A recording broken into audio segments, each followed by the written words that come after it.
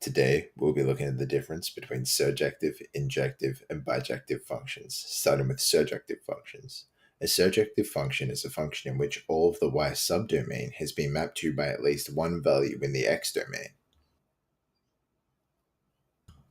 Now, if we draw this out, we can see that this function is surjective because all of the y values have been mapped to by at least one value in x. In this case, we can see that one of the values in y has been mapped to by two x values.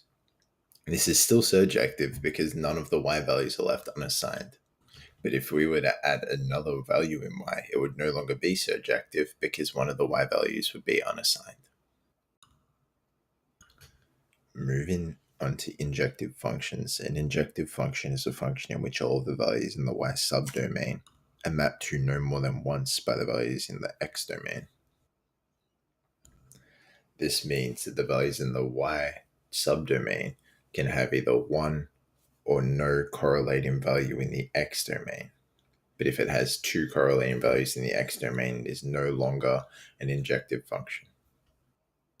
As we can see, this function that I've drawn is injective because all the values in y have either none or one value assigned to them.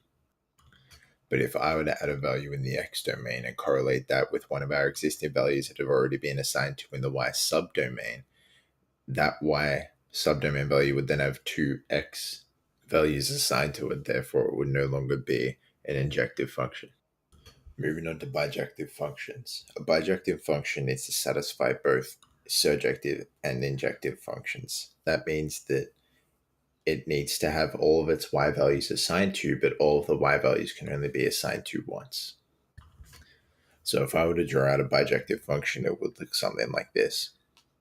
A good way to tell whether a function is bijective just by looking at it is by checking how many values there are in the x domain and how many values there are in the y subdomain. If those values are the same, or if there's the same number of values and they're each assigned to once, it means that it's a bijective function. Therefore, if x has one more value than y or y has one more value than x, it cannot be a bijective function.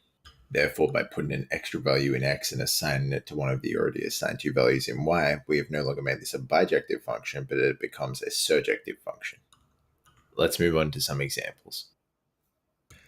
In this question, it's given that y equals to x squared, where x is natural numbers. It is important because if x was real numbers, it would give a different answer. So with the information given on the left, we can see that we can start plotting our x values of 0, 1, 2, and 3.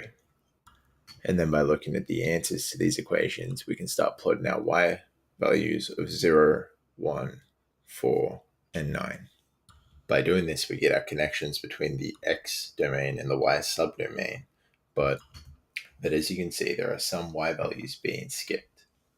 These values still need to be put into the subdomain.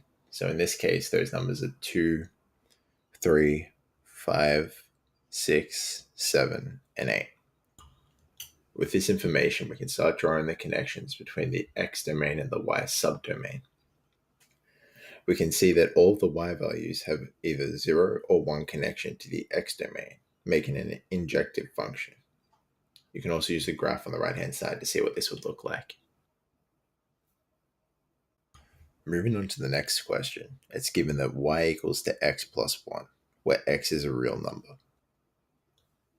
We can start by plotting the values that we can see on the left-hand side by depicting x as -2, -1, 0, 1, and 2, and showing that y has -1, 0, 1, 2, and 3.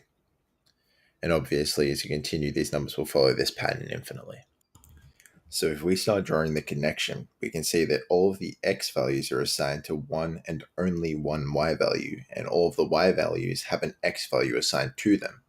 Thus, this function would be a bijective function. You can see what that looks like on the graph on the right-hand side. In conclusion, an injective function is a one-to-one, a surjective function is a many-to-one, and a bijective function is a perfect one-to-one correspondence. Thank you for watching.